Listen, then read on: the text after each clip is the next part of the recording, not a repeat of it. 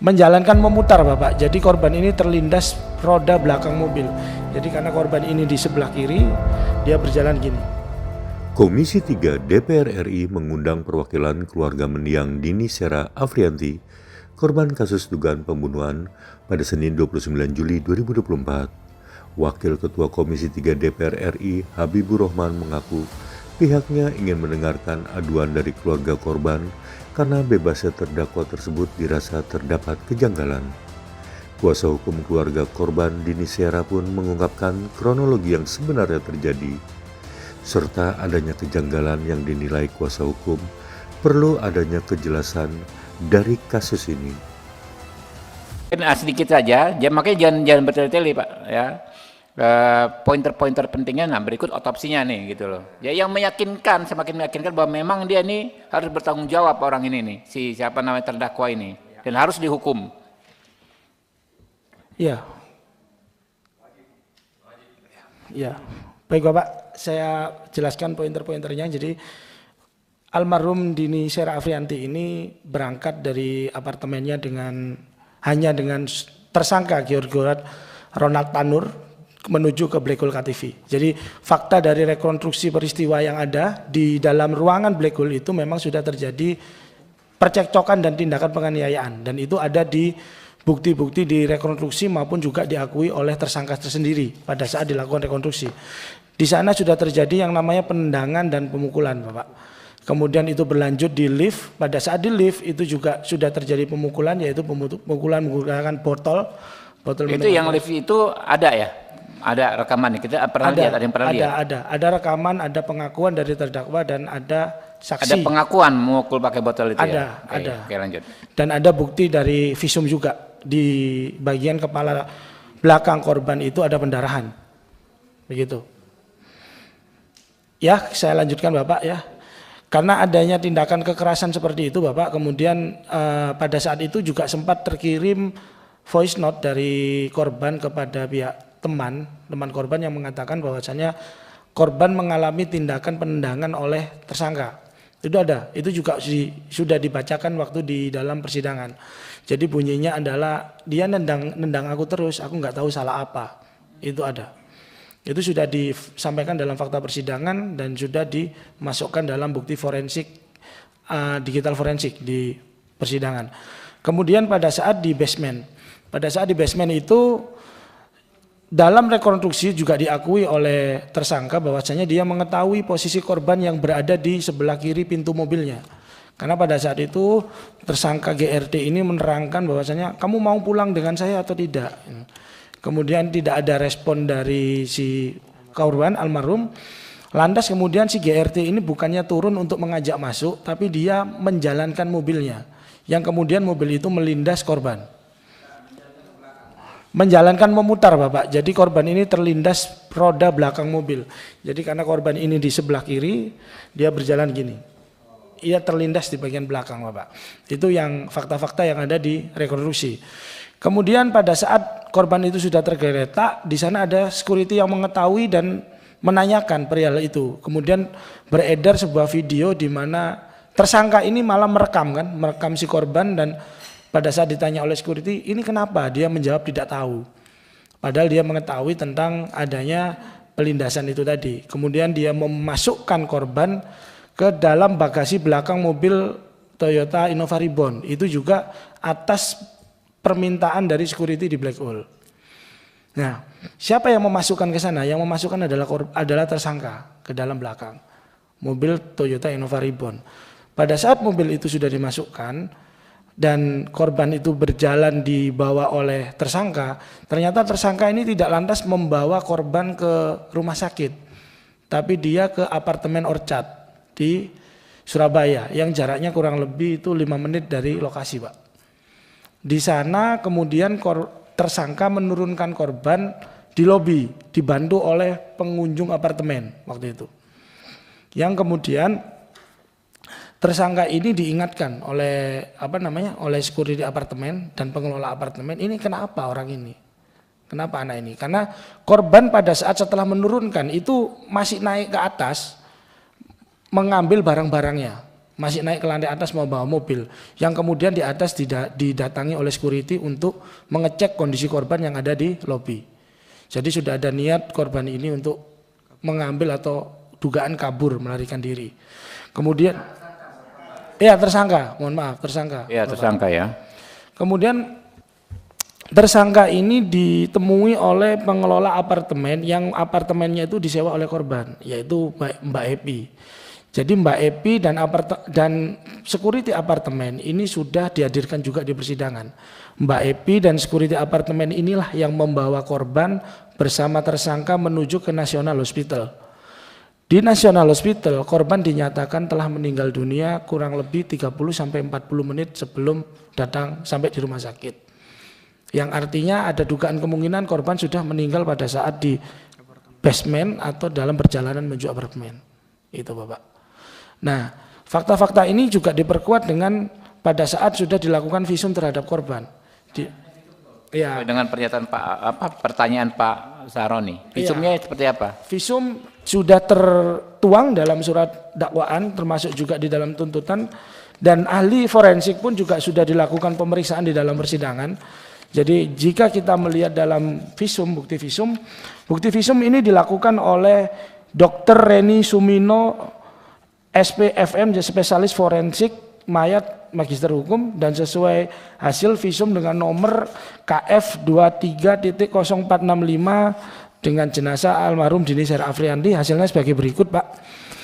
Jenazah berjenis kelamin perempuan, berusia antara 20 hingga 30 tahun, panjang badan 159 cm, warna kulit sawo matang. 2. Pada pemeriksaan luar ditemukan A. Pelebaran pembuluh darah pada selaput lender kelopak mata dan selaput keras bola mata. B. Bintik pendarahan pada selaput lender kelopak mata dan selaput keras bola mata. C. Kebiruan pada ujung-ujung jari dan kuku tangan kanan dan kiri. D. Pucat pada ujung jari-jari dan kuku kaki kanan dan kiri. Analisisnya, kelainan di atas lazim ditemukan pada mati lemas. E. Luka lecet pada dada, perut, lengan atas kiri, tungkai atas kanan dan kiri, tungkai bawah kiri akibat kekerasan benda tumpul.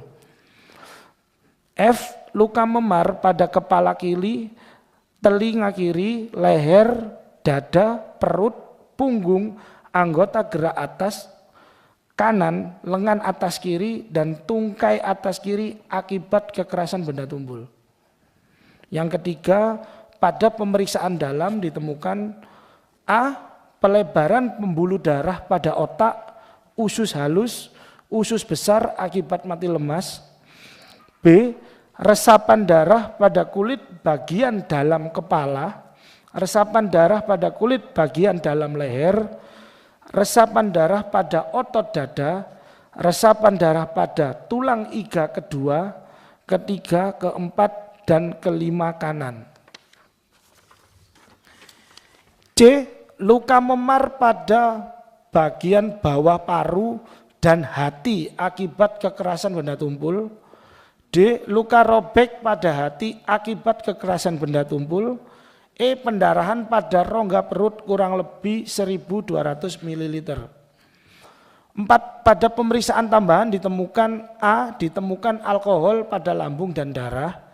B. Pelebaran pembuluh darah pada otak besar, hati, ginjal kanan dan kiri. C. Pendarahan pada tempat pertukaran udara paru kanan bawah dan paru kiri atas. 5. Sebab kematian karena luka robek majemuk pada organ hati akibat kekerasan benda tumpul sehingga terjadi pendarahan hebat. Jika dikaitkan dengan kronologis dan rekonstruksi Bapak, di dalam kronologis dan rekonstruksi itu memang terjadi lindasan di bagian bahu korban yang di situ memang melindas sampai hampir separuh dari badan korban. Jadi bila di sana dikatakan ada luka pendarahan pada bagian perut sampai dengan dada, itu memang sudah benar. Dan ditambah, mohon izin, saya menunjukkan sebuah gambar, Bapak. Sorry, itu di hasil visum itu adakah bahasa bahwa yang bersangkutan meninggal dikarenakan alkohol? Tadi sudah dijelaskan meninggal karena adanya pendarahan hebat majemuk di Iya, I know. Maksudnya gini, hakim ini kan berlandaskan putusan yang dia putuskan karena mengakibatkan meninggal itu gara-gara alkohol. Iya. Itu yang saya kejar sebenarnya. Iya. Terusin. Ya. Lanjut. Ya. Jadi saya perjelas Pak Ahmad Sori ini, jadi tidak ada identifikasi selama proses persidangan dan itu sudah ditanyakan juga oleh majelis hakim pada saat persidangan pemeriksaan ahli forensik Bapak. Kebetulan saat itu saya hadir.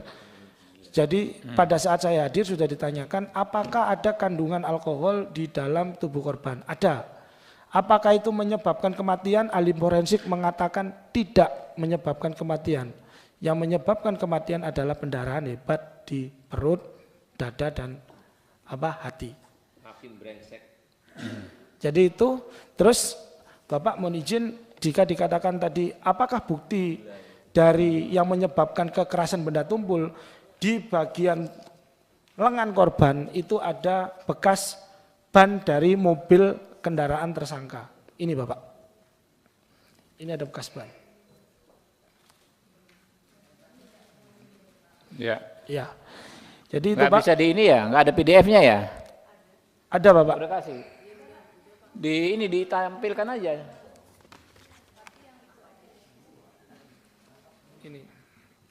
Ini kondisi jenazah sebelum dilakukan otopsi.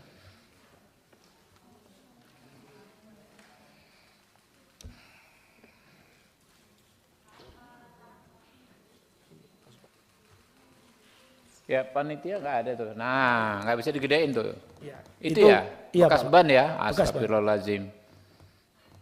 Ya Allah. Biadab banget ini. Itu bekas roda ban itu mobil. Iya, itu Pak, bekas ban. Berat bannya merek Continental itu Pak.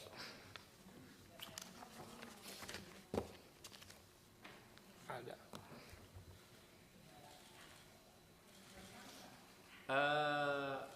Itu security diperiksa juga nggak? Udah pernah dihadirkan saksi? Iya, semua security dan saksi-saksi berkaitan dengan perkara ini sudah dihadirkan Bapak. Oke. Jelas bahwa hakim membrengsek. Lanjut. Ya, baik Bapak. Dan kemudian yang menjadi catatan bagi kami dalam proses persidangan itu ada beberapa sikap-sikap dari hakim yang menurut saya tidak memberikan keleluasaan bagi saksi untuk menyampaikan apa yang dilihat dan apa yang dialami dan diketahui oleh saksi. Oke. Apa pointernya ini ya? Iya, Pak. Tolong sekretariat, bos, sekretariat ya. Nah ini menjadi pointer kita sampaikan langsung ke KY, jadi bahan pemeriksaan KY dengan Bawas. Ya, nanti bikin surat khusus ke KY. Tadi sorry, yang sebelumnya, slide sebelumnya mana tadi? Bukan tadi pointer yang Mas sebutkan tadi. Apa ya Mas dibacain aja Mas, sikap-sikap hakim yang ini. Iya, mohon izin Bapak. Untuk sikap-sikap hakim yaitu sifatnya kami melihat sikap dari hakim itu intervensif dan terkesan tidak memberikan keleluasaan bagi saksi untuk menyampaikan apa yang dilihat, dialami. Pointernya di PowerPoint-nya ada nggak yang Anda sebutkan tadi? Ada? Tidak ada Pak, kami tidak menyebutkan di sana Pak. Cuma sudah kami lampirkan dalam laporan kami di KY Bapak. Oke. Nah ya ini laporannya aja teman-teman ya. Minta tolong KY proaktif ya, sekretariat ya, bikin surat ya.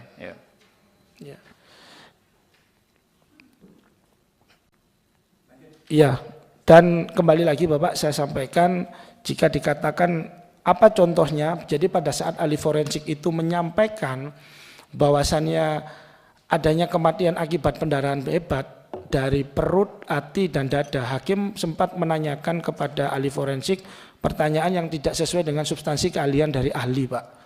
Di mana dia menanyakan tahu dari mana kamu kalau itu meninggal karena dilindas mobil. Padahal tidak ada keterangan ahli yang menjelaskan tentang itu. Dan kemudian ada lagi Pak sikap dari hakim yang menurut saya tidak pro atau tidak berpihak kepada kebenaran untuk melindungi hak-hak dari almarhum Pak. Contohnya adalah pada saat saksi LPSK dilakukan pemeriksaan, di mana hakim sempat keberatan JPU menghadirkan LPSK sebagai saksi, padahal LPSK ingin menjelaskan tentang kewajiban daripada tersangka untuk menyampaikan restitusi. Dan restitusi tersebut sudah dimasukkan di dalam tuntutan. Dan pada saat itu hakim menyatakan, tahu dari mana kamu kalau tersangka yang melakukan pembunuhan? Kita belum tahu ini. Jadi buat apa kamu memberikan ini? Itu nanti aja. Begitu Pak. Itu yang disampaikan oleh hakim di dalam persidangan dan pada saat itu saya hadir di ruang sidang. Itu. Kemudian yang terakhir Bapak adalah tentang pelaksanaan putusan dari Majelis Hakim di Pengadilan Negeri Surabaya. Putusan harusnya dibacakan pada tanggal 22 Juli 2024 hari Senin Bapak. Itu setelah ada waktu 14 hari sejak pledoi dibacakan oleh pihak kuasa hukum dari tersangka. Namun anehnya pada tanggal 22 Juli 2024 yang seharusnya sudah dijadwalkan pembacaan putusan, putusan tersebut ditunda dan baru dibacakan pada hari Rabu tanggal 24 Juli 2024 dengan menyatakan bahwasannya tersangka ini bebas dari segala tuntutan. Inilah yang menurut saya menjadi catatan-catatan kejanggalan-kejanggalan dari pertimbangan dan proses pemutusan hakim sampai dengan tersangka GRT ini dinyatakan bebas. Demikian Pak.